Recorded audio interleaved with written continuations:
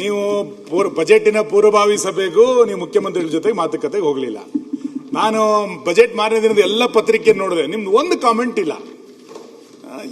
ಏನ್ ನಡೀತಿದೆ ಅನ್ನೋದು ಅರ್ಥ ಆಗ್ಲಿಲ್ಲ. ಈಗ ನೀವು ದೊಡಾರ ಅಂತ ನಿಂತ್ಕೊಂಡ್ಬಿಟ್ರದ್ ನೋಡಿದ್ರೆ ಇಡೀ ಬಜೆಟ್ ಪೂರ್ವಭಾವಿ ಸಭೆಯಲ್ಲಿ ನಿಮ್ಮ ಎರಡೂ ಇಲಾಖೆ ಸಭೆಗೆ ನೀವು ಹೋಗ್ಲೇ ಇಲ್ಲ. ಕಾಮೆಂಟ್ ಅಲ್ಲಿ ಒಂದು ಇಡೀ ಪೇಪರ್ ಅಲ್ಲಿ ಒಂದು ಕಾಮೆಂಟ್ ಇಲ್ಲ. ಉಪಮುಖ್ಯಮಂತ್ರಿದು ಬಜೆಟ್ ಚೆನ್ನಾಗಿದೆ ಅಂತಾನೂ ಇಲ್ಲ, ಚೆನ್ನಾಗಿಲ್ಲ ಅಂತಾನೂ ಇಲ್ಲ. ನಾನು ಏನೇನು ಹೇಳ್ಬೇಕು ಅಲ್ಲ ಹೇಳಿದೀನಿ ನೋಡಿ. ಏನೇನು ಹೇಳ್ಬೇಕು ಎಲ್ಲ ಡೆಲ್ಲಿಯಲ್ಲಿ ಹೋಗಿ ಹೇಳಿ ಬಂದಿದ್ದಾರೆ ಅವರು.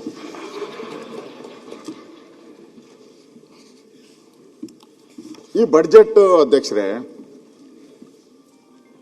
ಪ್ರತಿಯೊಬ್ಬ ಮುಖ್ಯಮಂತ್ರಿನೂ ಕೂಡ ನಾನು ನೋಡ್ದಂಗೆ ಹಿಂದೆ ಅದಕ್ಕೆ ಬರ್ತೀನಿ. ಸಿದ್ದರಾಮಯ್ಯನವರು ಕಳೆದ ಬಾರಿ ಏನೇನು ನಾವು ಬಡ್ಜೆಟ್ ಅಲ್ಲಿ ಹೇಳಿದ್ರಿ, ಆ ಬಡ್ಜೆಟ್ ಅಲ್ಲಿ ಏನು ಇಂಪ್ಲಿಮೆಂಟ್ ಆಗಿದೆ, 0% ಆದೇಶಗಳ ಕಂಪ್ಲೀಟ್ ಆಗಿದೆಯಾ, ಇದನ್ನು ನೋಡ್ಕೊಂಡು ನಾರ್ಮಲಿ ನಾನು ಕೆಲವು ಬಡ್ಜೆಟ್ ಅಲ್ಲಿ ಮುಖ್ಯಮಂತ್ರಿ ಜೊತೆ ಕೂತ್ಕೊತಾ ಇದ್ದೆ. ಅವಾಗ ಏನ್ ಮಾಡ್ತಾ ಇದ್ರು ಮುಖ್ಯಮಂತ್ರಿ, ಪ್ರಿನ್ಸಿಪಲ್ ಸೆಕ್ರೆಟರಿ ಮಂತ್ರಿ ಬಂದು ಕೂತ್ಕೊಂಡಾಗ ಕೇಳ್ತಾ ಇದ್ರು, ಏನಪ್ಪ ಎಷ್ಟು ದುಡ್ಡು ಕೊಟ್ಟಿದ್ದೀನಿ ಕಳೆದ ಬಾರಿ? 5,000 ಕೋಟಿ ಕೊಟ್ಟಿದ್ದೀರಿ. ಎಷ್ಟು ಖರ್ಚು ಮಾಡಿದೀಯಾ? 2,000. ಹಾಗಾದ್ರೆ ನಿಮ್ಗೆ 2,000 ಕೊಡೋದು ಸರಿ ಅಂತ ಆಯ್ತು ಹೇಳ್ತಾ ಇದ್ರು. ಅವಾಗೆ ಅವ್ರಿಗೆ ಬಿಗಿ ಬರೋದು ಮಂತ್ರಿಗಳಿಗೆ. ಬಡ್ಜೆಟ್ ಕೊನೆ ಇದೆಯಲ್ಲ ಅಧ್ಯಕ್ಷರೇ, ಈ ಮಂತ್ರಿಗಳೆಲ್ಲ ಏನ್ ಮಾಡ್ತಾರೆ, ಸುಮ್ಮನೆ ಇದ್ಬಿಡ್ತಾರ. 11 ತಿಂಗಳು ಕೊನೆಯಲ್ಲಿ ಹೋಗ್ತಾರೆ, ನಮ್ಮ ಅನುದಾನ ಕೊಡಿ ಅಂತ. ಸರಿನೇ ಖರ್ಚು ಮಾಡಿರಲ್ಲ, ಅದನ್ನ ನೋಡೇ ಇಲ್ಲ ಮುಖ್ಯಮಂತ್ರಿಗಳು. ಅದರಲ್ಲಿ ಏನಿದೆ ಅಂತಾನೂ ನೋಡಿಲ್ಲ. ಇವತ್ತು ಇದು ಸಾಲ ಮಾಡಿ ಹೊಸ ಸಾಲ ತೀರ್ಸಕ್ಕಷ್ಟೇ ಇದು ಮಾಡಿರೋದು. ಸಾಲ ಮಾಡಿ ಹೊಸ ಸಾಲ ಅಂತವ್ರು ಬೆಂಗಳೂರಲ್ಲಿ ಕರ್ನಾಟಕದಲ್ಲಿ ಬಹಳ ಜನ ಇದ್ದಾರೆ. ಈ ತಿಂಗಳಿಗೆ ಏನ್ ಬೇಕೋ ಸಾಲ ಮಾಡೋದು, ಅವನಿಗೆ ಇನ್ನೊಬ್ಬನ ಕೊಡ್ಬೇಕಾದ್ರೆ ಇನ್ನೊಬ್ಬನಿಂದ ತಗೊಳೋದು, ಅವನ್ ಕೊಡ್ಬೇಕಾದ್ರೆ ಇನ್ನೊಬ್ಬನು ಅವನಿಗೆ ಹಿಂಗೆ ಹೋಗಿ ಹೋಗಿ ಈ ಸಾಲದ ಹೊರೆ ಇವತ್ತು ಆಗಿದೆ. ಇದು ಅಂಕಿ ಸಂಖ್ಯೆ ದೊಡ್ಡದಾಗಿದೆ ಅಧ್ಯಕ್ಷರೇ, ಅಂಕಿ ಸಂಖ್ಯೆಗಳೆಲ್ಲ ಬಹಳ ದೊಡ್ಡದಿದೆ. ಆದರೆ ಅದರಲ್ಲಿ ಯಾವುದೇ ತಿರುಳಿಲ್ಲ. ಇವತ್ತು ರೈತರ ಬಗ್ಗೆ ಒಳ್ಳೊಳ್ಳೆ ಮಾತಾಡಿದ್ದಾರೆ, ಬದಲಾವಣೆ ತರಬಲ್ಲ.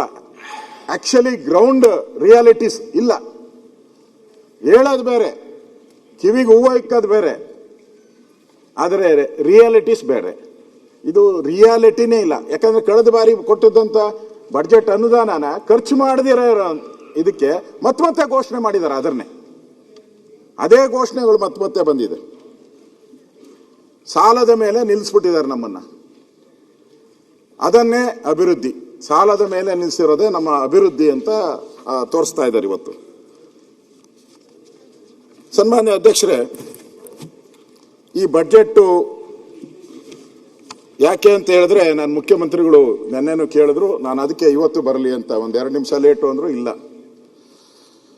ತಾವು 1996ನೇ ಇಸ್ವಿಯಲ್ಲಿ ಫಸ್ಟ್ ಫೈನಾನ್ಸ್ ಮಿನಿಸ್ಟರ್, 95-96 ಆಯ್ತು, ಅದನ್ನೇ ಫಸ್ಟ್ದು ಆಯ್ತು. ಅದರಲ್ಲಿ ಈ ಬಡ್ಜೆಟ್ ಪುಸ್ತಕ ನೋಡಿ ಇದೆ. ಇದು 1 ವರ್ಷ ಆದ್ಮೇಲೆ 1 ವರ್ಷ ಆದ್ಮೇಲೆ ಅಂತ ಇಟ್ಕೊಂಡು 94-95 ನಾನು 95-96 ಪುಸ್ತಕ ಓದ್ತೀನಿ ನಾನು. ಇದು 96 ಸ್ವಲ್ಪ ಅರ್ಧೌಟಿದೆ, ಅಲ್ಲ ಅರ್ಧೌಟಿದೆ. ನಾನು ಇದನ್ನ ಅರ್ಕಲ್ ಬಡ್ಜೆಟ್ ಅಂತ ಹೇಳಲ್ಲ ನಾನು. ಇಲ್ಲ, ನಾನೇನು ಅರ್ಧ ಹಾಕಿಲ್ಲ. ಅದೆಲ್ಲ ಕಲ್ತಿದ್ರೆ ನಿಮ್ಮ ಹತ್ರ ಕಲಿಬೇಕಷ್ಟೇ ನಾನು. ಇಲ್ಲ ಅಲ್ಲ, ಪಕ್ಕದಲ್ಲಿ ಡಿ ಕೆ ಶಿವಕುಮಾರ್ ಹತ್ರ ಕಲಿಬೇಕು. ಅಂತವೆಲ್ಲ ಡಿ ಕೆ ಶಿವಕುಮಾರ್ ಎಕ್ಸ್ಪರ್ಟ್ ಅವರು, ಅವ್ರ ಹತ್ರ ಕಲಿಬೇಕು. ಅರ್ಧೋಗಿದೆ, ಹಳೆ ಪುಸ್ತಕ ನೋಡಿ.